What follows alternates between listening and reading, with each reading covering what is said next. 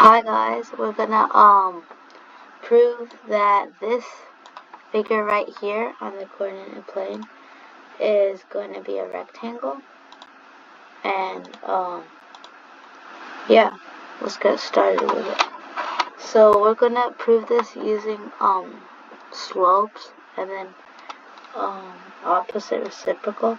So what you have to know that is like a line perpendicular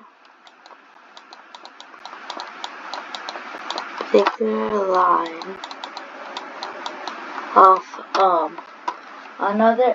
line perpendicular to another line is going to have the opposite reciprocal of it. So like what I mean is that if there's a line with the slope of 3, the reciprocal of this is going to be 1/3. The opposite means switch the sign. So if I switch the sign, it's going to be like this. If I had a slope like 2/7, the reciprocal will be 7/2, and then opposite, so -7/2. So that's what that means. So now, we just need to find the slope of from here to here. So we could just see that there's an increase in 6. And then x increases by 4, slope is 3/2. And then here to here, it increases 6, and x increases by 4, so that would be 3/2 slope. That means that in order for this to be a rectangle, this has to be right. So that's the same thing as perpendicular, and in order to be perpendicular, you should have opposite reciprocal slopes.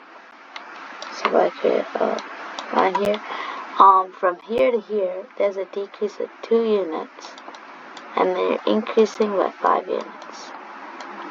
So that's going to be a slope here.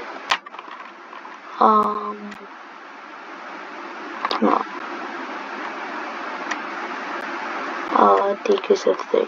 Yeah. Decreasing by 3, actually. Increasing by 3 and decreasing by 2. That's what I meant. Okay, so that's the slope of this. And then by similar means, this is 2/3. And then for two lines to be parallel, they have to have the same slope.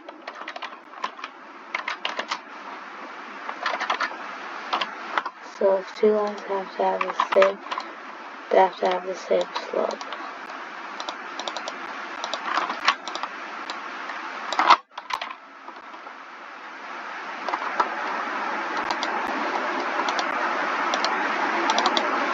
So yeah.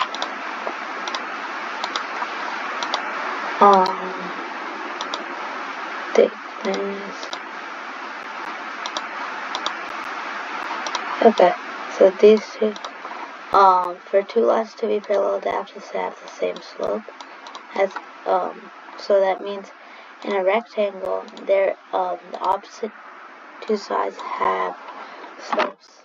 They have to be parallel, so that means they have to have the same slope. And the slope of this part is, we all found this 3/2.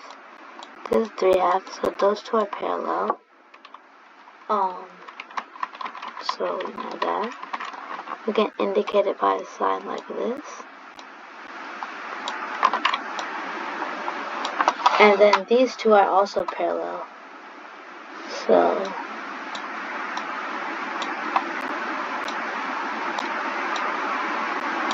those two are parallel. And okay, so if a line has slope 3/2, and for there to be a perpendicular line, that perpendicular line has to be reciprocal of this and a negative. So that shows that these two have that length, so it has to be that. And same applies for all the other sides, because it's going to be -2/3 and 3/2. So they all have 90-degree angles. So everything here is going to be, it's going to have a rectangle, slopes are the same, opposite sides are also the same. So this is why it should be considered a rectangle. And the reason that we don't have to prove the distances is that there's actual endpoints. So like what I mean is, we have to prove distances if like they didn't give like a line like something like go from here to here and then like this. They didn't give us something like that, like continuing on.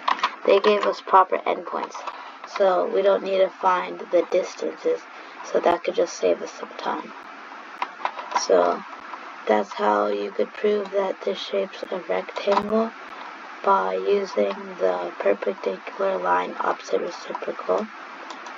So op reciprocal.